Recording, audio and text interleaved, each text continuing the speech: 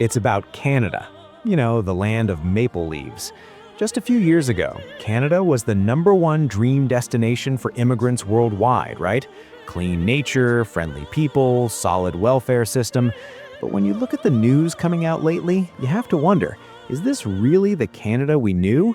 The situation is serious. This isn't just about prices going up a bit. We're talking about the foundation of the economy shaking. What's even more heartbreaking is that in this crisis, the government's response has been giving people disappointment rather than confidence. Today, we're going to calmly examine how Canada ended up in this diplomatic and fiscal mess and what questionable decisions the government made along the way.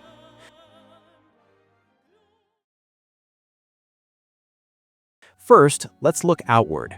Canada's foreign policy right now is basically surrounded on all sides. Even the traditionally strong relationship with the United States is creaking. According to analysis from Reuters and the New York Times, after the Trump administration returned to power in 2025, America First policies intensified to an extreme level, putting Canada under unprecedented trade pressure. And here's where Canada's response was really disappointing. Instead of first strengthening the relationship with the US, they suddenly reached out to China, claiming they were looking for a strategic breakthrough. But this kind of tightrope walking in the current heated US-China conflict was way too risky a gamble. The government packaged it as trade diversification, but in reality, when the US was excluding China for security reasons, Canada was essentially allowing Chinese capital to infiltrate their critical minerals industry, almost like self-harm. Eventually, in February 2025, the US turned its back on Canada, announcing a 25% retaliatory tariff on Canadian imports except for energy. Bloomberg warned that with Canada depending on the US for 75% of its exports, this kind of diplomatic friction could immediately evaporate about 1.5% of Canada's GDP. They lost the trust of their most important partner, didn't get any real benefits from China, and ended up stuck in the middle. The more fatal problem exploded in the energy industry, the heart of Canada's economy. Canada is the world's 4th largest oil producer, but has a deformed structure where over 90% of production goes only to the US. And in 2025, this lifeline started getting overloaded.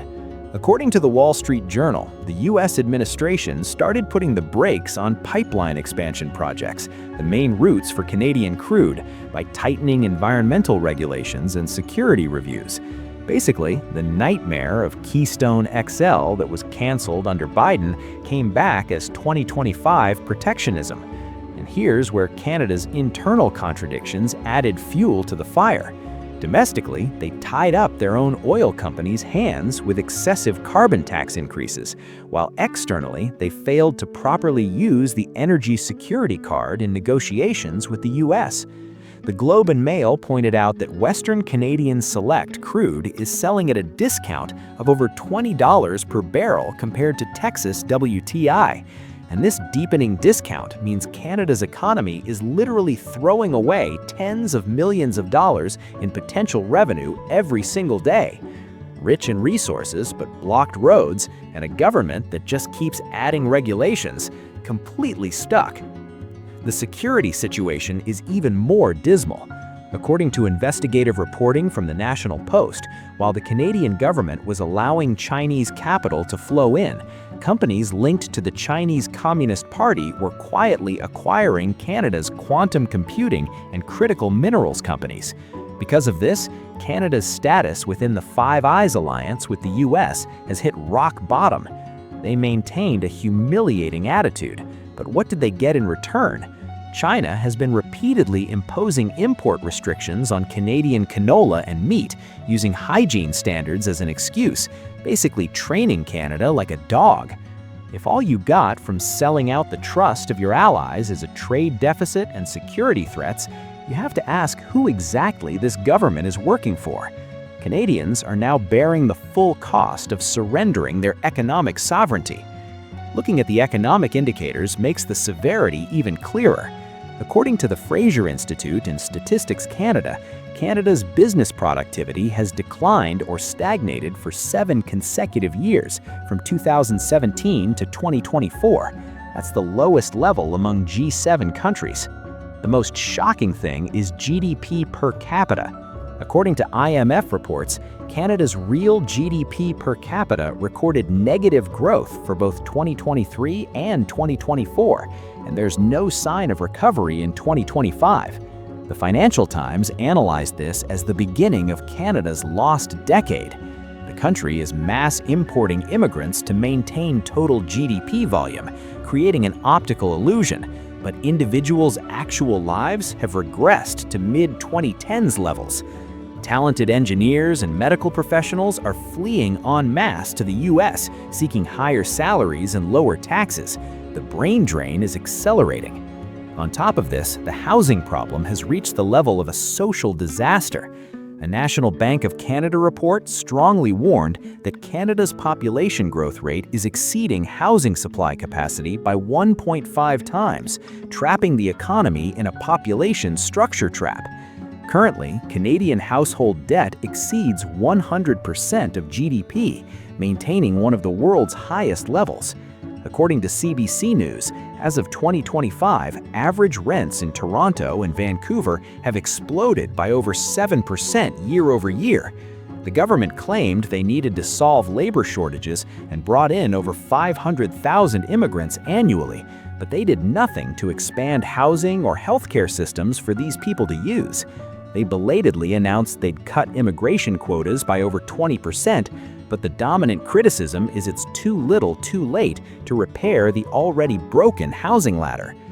The government's policies are completely disconnected from people suffering.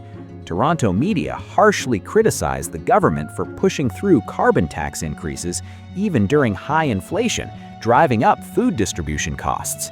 When people say they're afraid to go to the grocery store because prices are skyrocketing, the government just responds with, "It's a global trend," or "climate crisis response takes priority."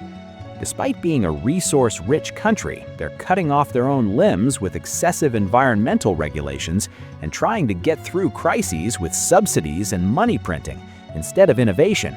That's what created today's Canada. In the second half of 2025, approval ratings hit all-time lows, and statistics showing that 30% of food bank users are full-time workers. This isn't someone else's country story anymore.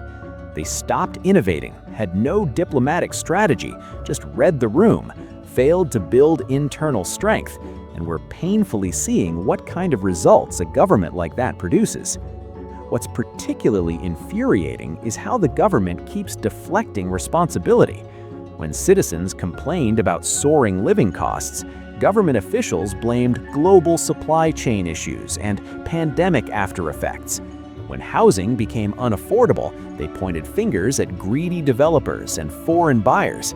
But who created the policies that invited all these problems in the first place? Who ignored expert warnings and pushed ahead with reckless immigration expansion without infrastructure planning? The government's arrogance is breathtaking. While ordinary Canadians are struggling to put food on the table, politicians are still focused on virtue signaling and symbolic gestures. They lecture citizens about climate responsibility while their own policy failures have made basic necessities unaffordable.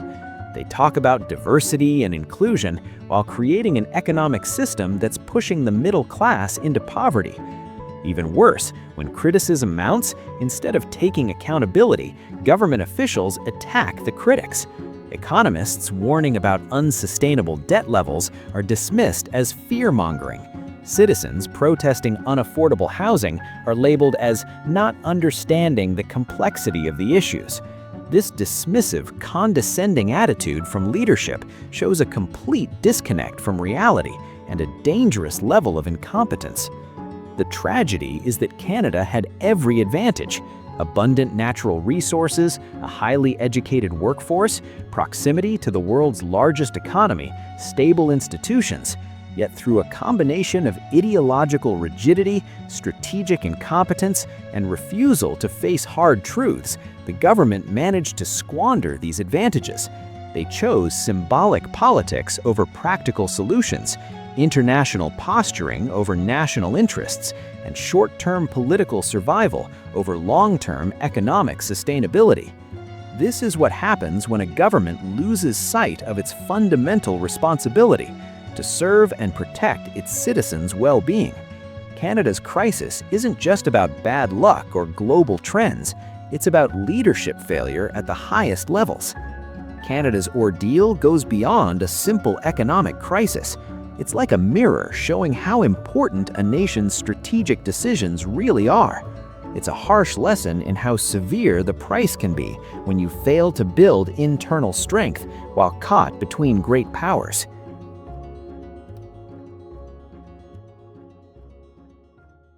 I hope today's look at Canada's situation resonates deeply with you. What do you think should be done to prepare for challenges like these? Do you see similar patterns in your own country? Please share your valuable opinions in the comments. If you found today's video helpful, don't forget to subscribe and like. I'll be back with more in-depth insights next time.